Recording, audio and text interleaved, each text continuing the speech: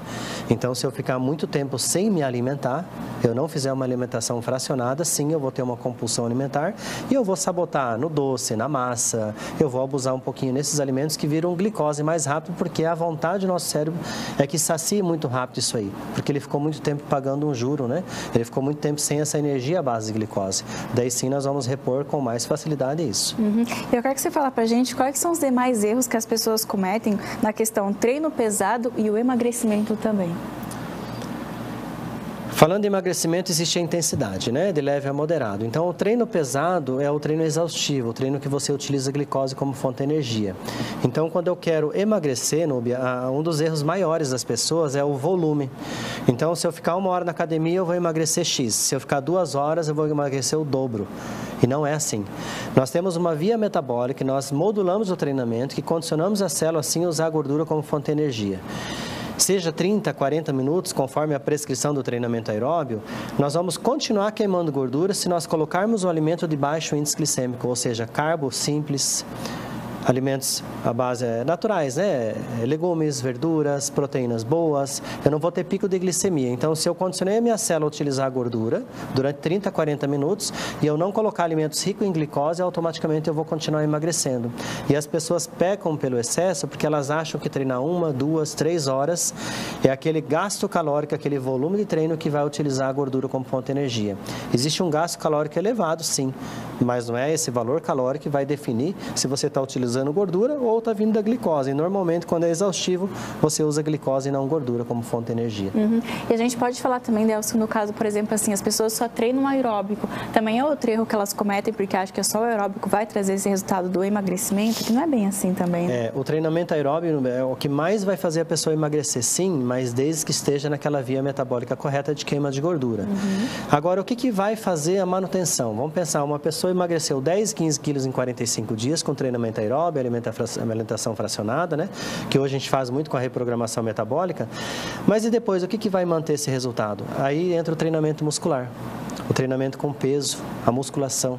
Então, quando você melhora o tamanho dessa fibra muscular, nós temos que lembrar que essa fibra muscular é o nosso reservatório. Ele que vai armazenar energia. Então, se eu tenho um volume muscular maior, automaticamente eu fico com o metabolismo mais acelerado. E a gente tem algumas atividades físicas assim que são essenciais ou as mais indicadas para quem busca o emagrecimento, que você mais indica para os seus pacientes também? Pensando em tratamento, case de sucesso, pessoas que emagrecem 10, 15 quilos em 45 dias, só treinamento aeróbio. Após ela chegar na meta, daí sim nós liberamos a musculação. Porque o processo de emagrecimento, Núbia, quando eu quero acelerar a queima de gordura, eu não posso aumentar o cortisol. Eu tenho que equilibrar o nível de cortisol e tenho que melhorar a absorção do intestino. Então, isso que nós fizemos na reprogramação. Agora, se eu colocar o treinamento de musculação durante o processo de emagrecimento, né, paralelo, eu vou aumentar a taxa de cortisol para ter construção muscular. Daí eu desacelero o processo de emagrecimento. Então, sim, para quem quer emagrecer e o foco é emagrecimento e treinamento aeróbio na via correta, que é a via lipolítica.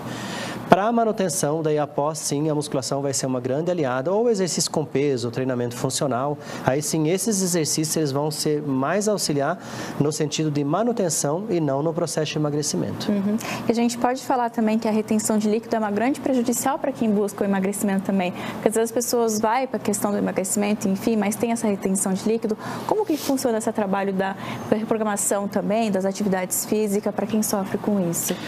Na reprogramação, além de nós quantificarmos a gramagem de proteínas, carboidrato e gordura saudável, nós vamos passar qual que é em ml, quanto de água que a pessoa vai tomar. Então, boa parte das pessoas que têm retenção de líquido pode ser sim pelo excesso de sal, pode ser sim por alimentos com bastante conservante, daí vai reter mais líquido. Mas a tendência é, Núbia, as pessoas que tomam pouca água, o nosso corpo, a base dele é água, né? 75% em média uma pessoa adulta. Então, se eu não tomar água, o corpo vai fazer o que? Vai segurar, vai reter esse líquido. E quando nós prescrevemos 35 ml por peso de corporal, né, para cada quilo, 35 ml de água, normalmente você já não tem retenção de líquido. Mas sim, se você tiver retenção, atrapalha um pouquinho no processo de emagrecimento, até porque desmotiva a pessoa. Ela está baixando o peso, de repente ela estaciona ou às vezes até sobe um pouquinho o peso. Né? Lógico, quando são mulheres, tem ciclo menstrual, incha um pouquinho, retém mais líquido, mas isso vai embora, questão de poucos dias, né? Mas atrapalha sim no processo de emagrecimento um pouco. Delcio, a gente pode falar que exagerar no sal e no carboidrato também pode ser prejudicial nesse processo de emagrecimento e também no rendimento da atividade física? Pode, Núbia. O excesso de sal, de alimentos com conservante, vai reter mais líquido e vai prejudicar principalmente no aumento de pressão arterial, indisposição, às vezes qualidade do sono, né? Então atrapalha assim. Pensando em processo de emagrecimento, se nós melhorarmos a nossa qualidade de sono, ele já vai emagrecer com facilidade. Então todos os alimentos que atrapalham essa qualidade do sono, eles são prejudiciais sim e eles não vão auxiliar de uma velocidade muito rápida no processo de emagrecimento. Mas um dos fatores principais no processo de emagrecimento é o sono. A gente costuma falar que a pessoa que dorme bem, ela emagrece. A pessoa que dorme bem, ela rejuvenesce. A pessoa que dorme bem, ela não engorda com facilidade. Então, se o sono da pessoa não estiver regulado, ela não vai conseguir emagrecer ou ela vai ter uma dificuldade muito grande de manter esse resultado.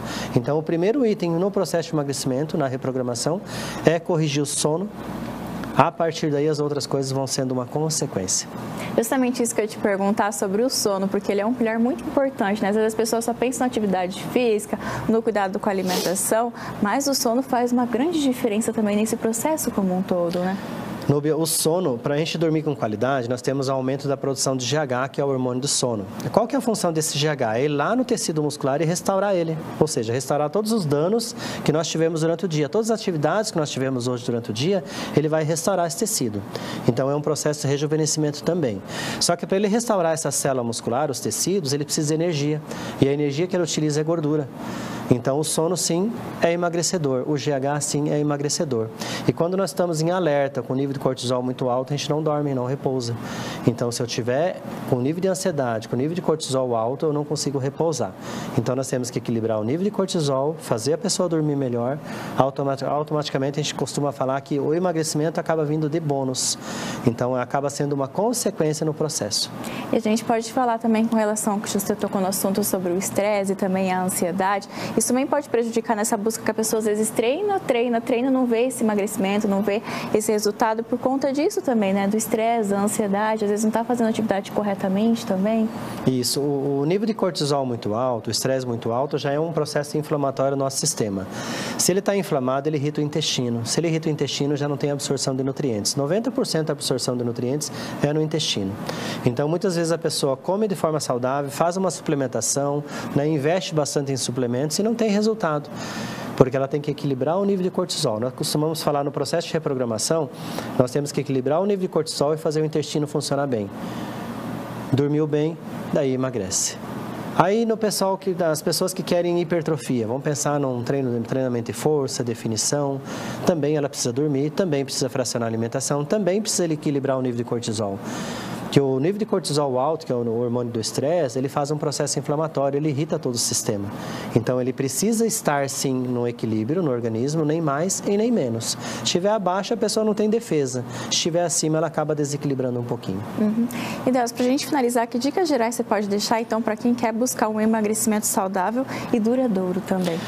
Núbia, a base é alimentos saudáveis, frutas, verduras, legumes, proteínas boas, gorduras boas, né? E fracionar essa alimentação. Então, hoje nós temos uma equipe de nutricionistas, nós temos vários profissionais muito bons da nutrição, que eles preconizam sempre o fracionar a alimentação. Por que fracionar a alimentação? Porque o nosso cérebro entende que está entrando alimento o tempo todo. E quando eu pego o exercício de leve a moderado, eu condiciono a minha célula muscular a utilizar gordura. O nosso corpo imagina assim, e o cérebro faz dessa forma. Se não está faltando alimento, está entrando alimento de forma gradativa, não falta, ele deixa queimar o que está no reservatório de gordura. A partir do momento que ele está queimando muita gordura e eu pulo uma refeição, eu não coloco alimento suficiente, o nosso cérebro, como sistema de defesa, ele vai fazer o quê? Ele vai falar assim, ó, não tire todo o depósito, não tire toda aquela gordura, porque pode faltar. A gordura é armazenada como sistema de defesa. Toda vez que sobra energia, ele transforma em gordura e manda para o depósito, porque ele pode precisar em algum momento. Então, a dica é fracionar a alimentação e fazer exercícios regulares, de preferência exercícios aeróbicos, se pensar no emagrecimento, mas de leve a moderado, nada exaustivo. Até para evitar problemas maiores, né? Então, Décio, eu quero te agradecer por essas dicas. Quero que você faça o convite para as pessoas te acompanhar no Instagram. Às vezes ficou com um pouquinho de dúvida também, faça o convite. Eu que agradeço o convite mais uma vez, sempre um prazer estar aqui com vocês. E na rede social, o Instagram é Delson_Brogliato, ou se colocar emagrecer Toledo Cascavel, automaticamente já vai puxar o Instagram. E tem bastante conteúdo, bastante informação que possa realmente fazer a diferença na vida das pessoas. Delson, obrigada novamente por essas dicas. E eu também quero agradecer a Loja Isa.